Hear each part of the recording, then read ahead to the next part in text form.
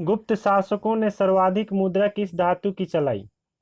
गुप्त शासकों ने सर्वाधिक मुद्रा किस धातु की चलाई? स्वर्ण धातु की। गुप्त काल की मुद्राओं पर अंकित मूर्ति क्या स्पष्ट करती है? सम्राटों की मनोवृत्ति। गुप्त मुद्रा का जन्मदाता किसे माना जाता है? गुप्त मुद्रा का जन्मदाता किसे माना जाता है? चंद्रगुप्त प्रथम को। समुद्रगुप्त की किस प्रकार की मुद्राएं सर्वाधिक लोकप्रिय थीं? गरुड़। गुप्त शासकों में सर्वप्रथम किसने शीशे के सिक्के का प्रचलन कराया? चंद्रगुप्त द्वितीय। गुप्त शासकों में सर्वप्रथम किसने सोने के सिक्के चलाए थे? चंद्रगुप्त प्रथम। सर्वप्रथम किस गुप्त शासक ने चांदी के सिक्के जारी किया था? चंद्रगुप्त द्वितीय। गुप्तकालीन लौह कला का सर्वोत्तम उदाहरण है महरौली लौह स्तंभ।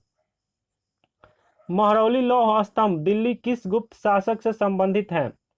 चंद्रगुप्त द्वितीय। महरौली लौह स्तंभ किस गुप्त शासक से संबंधित है? चंद्रगुप्त द्वितीय। गुप्त काल में शिक्षा के दो प्रमुख केंद्र थे, पाटलिपुत्र व उज्जैनी। गुप्त काल के दो प्रसिद्ध विश्वविद्यालय थे, तक्षशिला व नालंदा। गुप्त काल को किस भाषा के साहित्य का स्वर्ण युग माना जाता है? संस्कृत।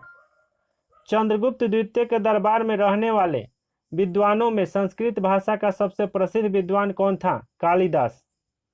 चंद्रगुप्त द्वितीय के दरबार में रहने वाले विद्वानों में संस्कृत भाषा का सबसे प्रसिद्ध विद्वान कौन था? कालिदास। गुप्त संवत का प्रारंभ किस गुप्त शासक ने कब किया था? 319 से 20 ईस्वी में चंद्रगुप्त प्रथम। गुप्त संवत का प्रारंभ किस गुप्त शासक ने कब किया था? 319 से 20 ईस्वी चंद्रगुप्त प्रथम। संस्कृत साहित्य का सर्वोत्तम गीत काव्य किसे माना जाता है? मेघदूतम को। वियोग श्रृंगार की अत्युत्कृष्ट रचना मेघदूत के रचनाकार कौन है? कालिदास। वियोग श्रृंगार की अत्युत्कृष्ट रचना मेघदूतम के रचनाकार कौन है? कालिदास। पंचतंत्र पर आधारित गुप्तकालीन कथा साहित्य हितोपदेश के रचनाकार कौन है? पंचतंत्र पर आधारित गुप्तकालीन कथा साहित्य हितोपदेश के रचनाकार कौन है? नारायण पंडित।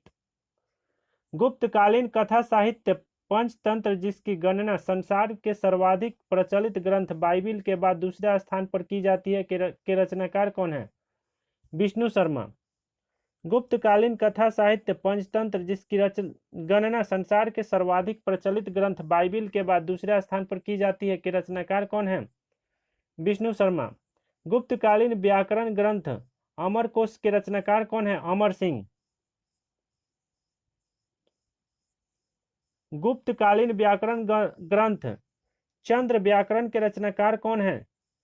चंद्रगोमिनी। गुप्त काल का सबसे बड़ा गणितज्ञ किन्हें माना जाता है? आर्यभट्ट को। किस भारतीय गणितज्ञ ने सर्वप्रथम त्रिभुज का क्षेत्रफल निकालने का सूत्र दिया और त्रिकोणमिति की आधारशिला रखी? आर्यभट्ट। किस भारतीय गणितज्ञ ने सर्वप्रथम त्रिभुज का क्षेत्रफल निकालने का सूत्र दिया और त्रिकोणमिति की आधारशिला रखी? आर्यभट्ट। सर्वप्रथम किस भारतीय विद्वान ने भारतीयों को गणित के दशमलव सिद्धांत से परिचित कराया? आर्यभट्ट। शून्य का आविष्कार किसने किया था? आर्यभट्ट ने। भारतीय ज्योतिष का संस्थापक किसे माना जाता है? आर्यभट्ट को। नवीनतकम तथा निघंटु किस गुप्तकालीन विद्वान द्वारा रचित आयुर्वेद चिकित्सा ग्रंथ है? धन्वंतरि। नवीनतकम तथा निघंटु किस गुप्तकालीन विद्वान द्वारा रचित आयुर्वेद चिकित्सा ग्रंथ है? धन्वंतरि।